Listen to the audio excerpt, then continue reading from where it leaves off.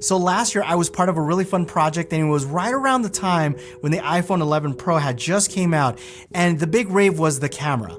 Everybody was talking about how amazing the camera. Even Apple themselves touted at the idea that filmmakers can use the camera from the iPhone 11 Pro as a tool to create content. Now, I was having a conversation with my buddy Lucas, which you guys have probably seen here on the channel before, and we were just talking about how amazing smartphone technology, and particularly the camera, has really evolved, and how cool would it be to create a short film using this new iPhone. But that's the thing, people have already created movies using the iPhone. We weren't really doing something new, so what could we do differently? So we kept brainstorming and trying to figure something out, and that's when it just kind of hit us. And what if we took something that was created 30 years ago and create a case study and compare how technology has evolved in filmmaking, and then see, using tools that are available today, including this new iPhone, and just compare it side by side. But what if we took it up a notch? What if we recreated a scene from a popular movie, and not only that, take the original cinematographer and have him recreate that exact same scene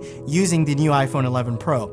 So Lucas reached out to cinematographer DP Roy H. Wagner A.S.C. and asked him if he would be interested in recreating a scene from A Nightmare on Elm Street Dream Warriors, because this was right around the time during Halloween. And when he got on the phone and explained to him the idea, he was immediately on board. This is original script. There I am with Freddie. That's amazing. This is the production reports. Production reports of how we, how well we did, how much film we shot every day, when we had breakfast, all the details about how to do. We're going to be doing the hanging scene. There's the hanging scene. How was that? First day of production is October 20th. I was almost not born.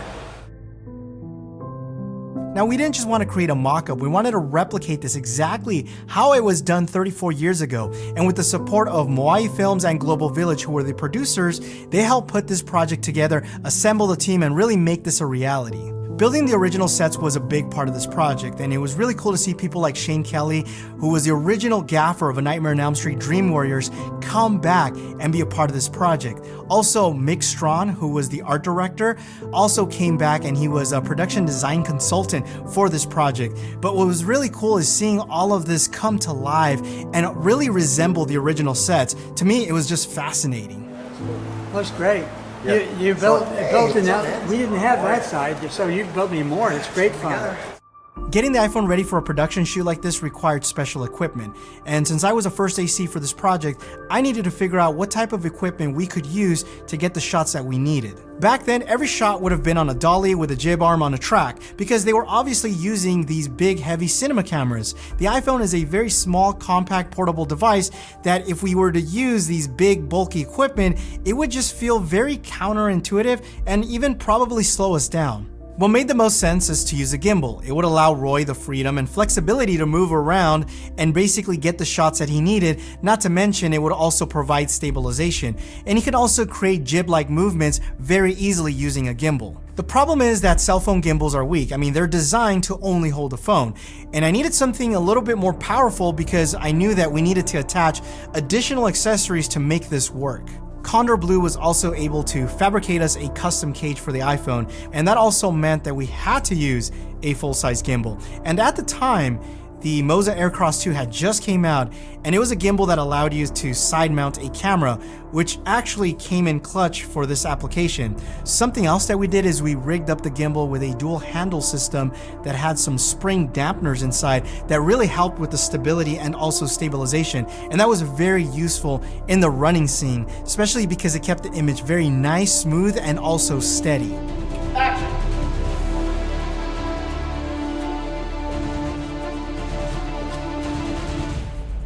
The biggest problem is the iPhone is not a cinema camera, and it lacks certain things, like there's no SDI output and HDMI is non-existent. Luckily, Apple does make a dongle that goes from a Lightning to HDMI, which now gives us an outgoing signal. Typically on a set, you have a place called the Video Village, which is a dedicated spot where the director, producer, and just people around the set can see what's being filmed on camera. And usually that feed is being transmitted from the camera using a transmitter that is wirelessly sending a signal to the Video Village using a receiver. Now, I knew that Roy was going to be operating all day and I wanted to be mindful of the weight. I just didn't want to add a bunch of accessories just because. Small HD makes this really great monitor that has a built-in Teradek transmitter inside, which is perfect because that's exactly what we needed. We needed an additional monitor, but it also gave us the capability to send that signal to our Video Village, which was excellent because not only did it cut down significantly in weight, but it was also perfect for our mobile setup. I think the most impressive thing and what was pretty mind-blowing is the workflow.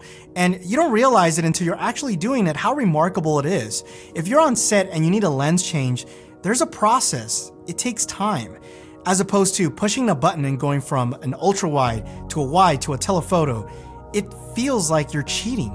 But what I felt was truly monumental is right after a take, literally something that you just shot a few seconds ago, you grab your iPhone and you airdrop that to your MacBook Pro wirelessly, and you start editing and color grading in DaVinci Resolve and seeing what you're doing in almost real time. If that's not speed and efficiency, then I don't know what to tell you.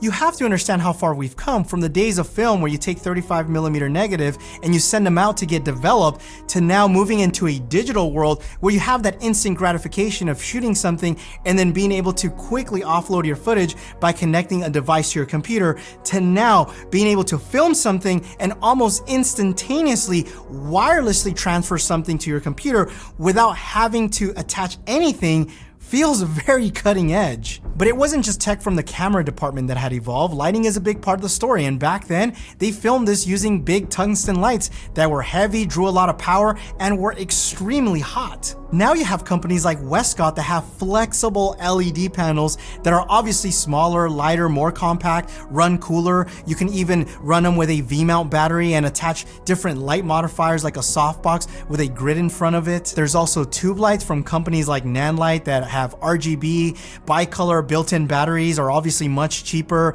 And these are lights that I use, and seeing them recreate these sets and using different tools and getting a similar look just shows you how far technology has come. But at the end of the day, it wasn't about the camera or the gear that we were using. I mean, we could have done this with a Canon T2i. It was about the experience, the bonding, the relationship, creating something awesome and being part of something even bigger. That's what filmmaking is all about. 30 years later, coming back and seeing this come to life.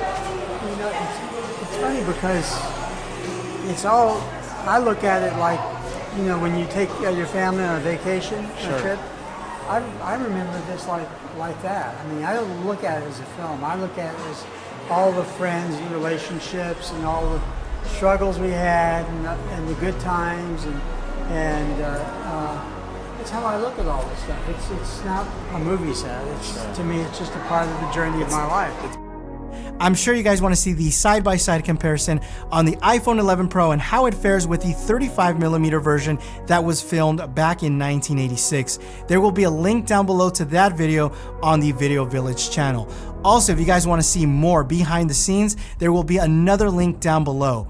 My name is Armando. Thanks again for watching, and you guys will catch me in the next one. Adios. So you filmed this like roughly 30 years ago. 1986. Did you ever imagine that you would be filming on a little slab like this? You know, I've always been really open to technology. I was John Alonzo and I were the first two people to try what became Cinealta, Sony's camera. Right. So we were shooting digital in the late 80s, and I was always open to anything. Sure. I loved film, but I loved the idea. I always loved the idea of technology and new things and trying to discover new things, because if you're an artist, you want things that help you to tell the story better. And if this helps you to tell the story better, it makes it easier, and that means you can go further.